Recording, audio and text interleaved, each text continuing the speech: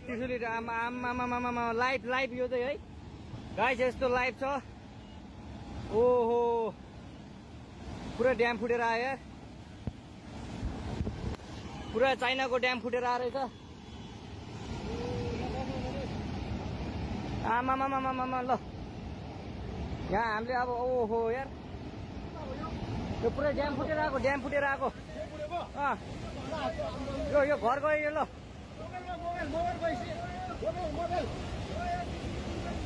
ल त्रिशुली बजारै गयो यार। ल गयो यार ओ ए सिलास यता आऊ यता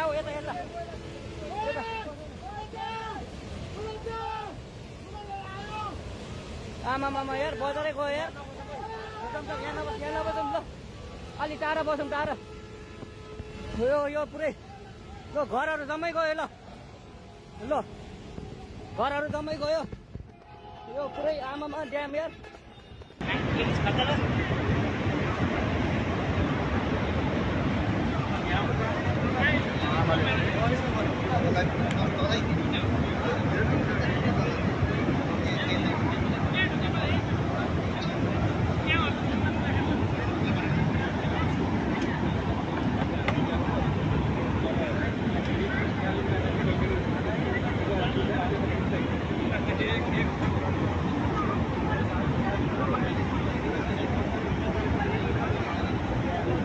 नदीको मेन बजार जुन चाइना हुँदै काठमाडौँ जाने बाटो त्यो बजार थियो यहाँ।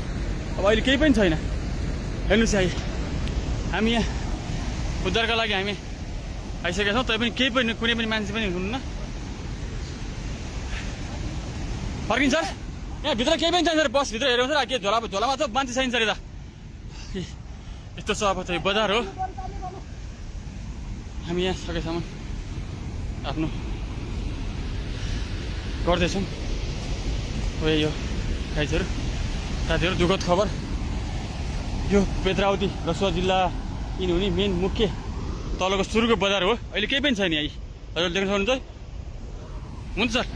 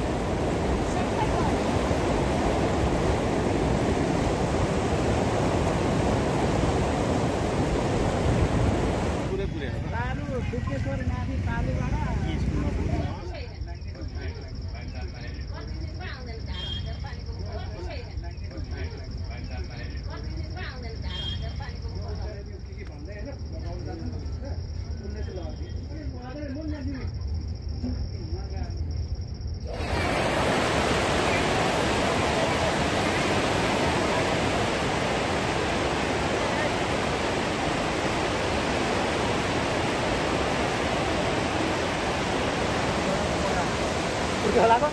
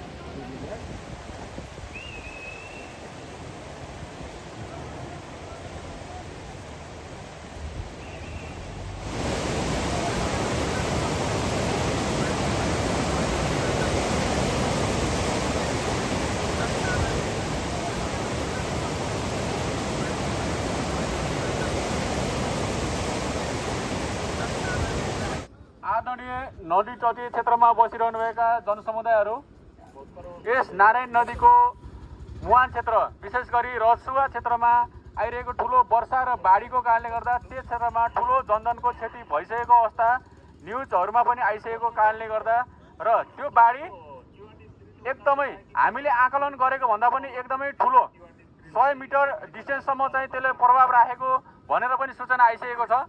हजुरहरू अहिले बसिरहेको स्थान एकदमै असुरक्षित स्थान हो। यस स्थान हुँदै बगेर आउँदैछ बाढी। तपाईहरू तत्कालै आफूले गरिरहनु भएको व्यवसाय छ भने व्यवसाय बन्द गरेर सुरक्षित स्थानमा गइदिनुहोस्।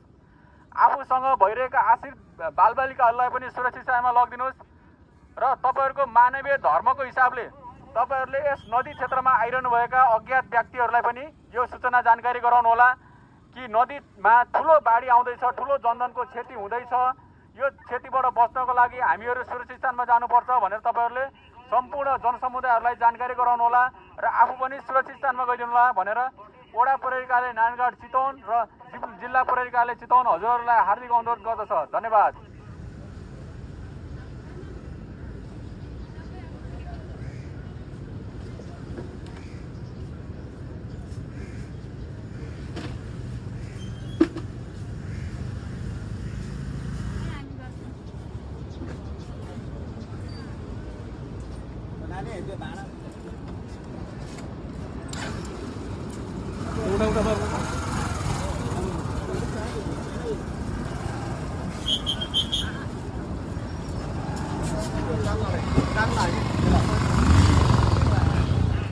नारायणी नदीमा अकस्मात पानीको बहाव बढ्न गएको हुँदा नारायणीको छेउछाउमा माछा मार्ने, कपडा धुने, पौडी खेल्ने, दाउरा झिक्ने, घाँस काट्ने, गाई भैँसी चराउने कार्य बन्द गरिदिनु होला।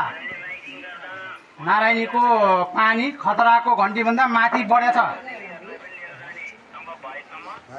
वरपर नारायणीको वरपर बस्तीमा डुबान हुन सक्छ। हजुर चाहिँ बेलैमा सचेत रहनु होला। जिल्ला राष्ट्रमा बाढी पहिरो घोषणा आएको हुनाले गैंडाकोट होल नम्बर 2 निवासी स्थलीयवासी तथा बुद्धिजीवी मित्रहरूले स्थानीय महिला, आमा, वृद्धहरू, आवश्यकता अपाङ्गहरू खोला किनारमा नबसिदिन विनम्र अनुरोध गर्दछ। जिल्लाका प्रहरी कार्यालय गैंडाकोट।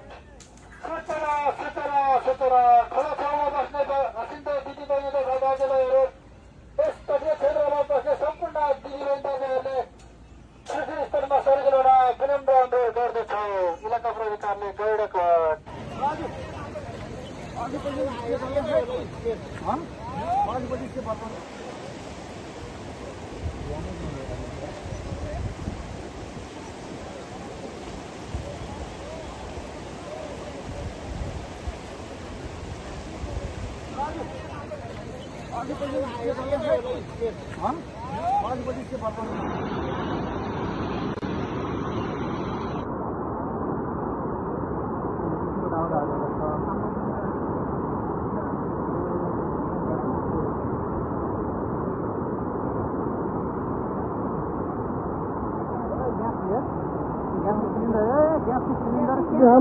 कतिवटा ग्यास सिलिन्डर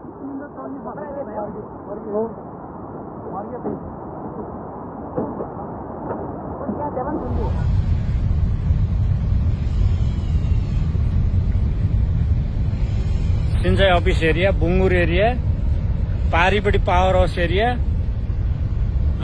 यो तल्लो सिंचाई अफिस केही छैन, तलको कारखाना प्लास्टिक फ्याक्ट्री केही छैन।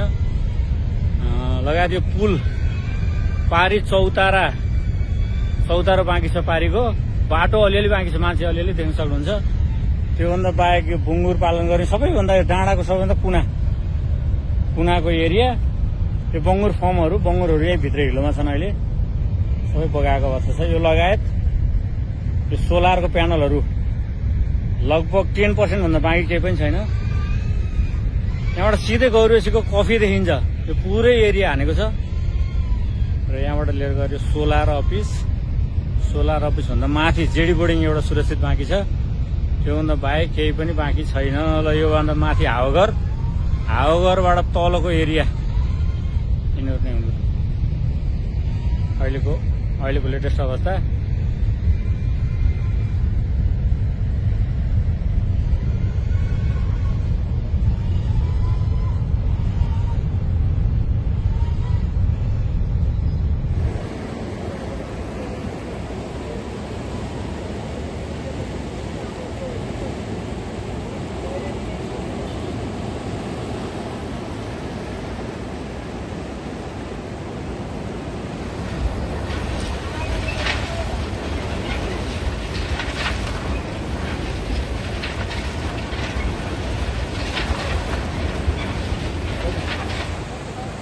यो चाहिँ बेनीघाटबाट गोर्खाको घ्याल्चोक जोड्ने पुल हो।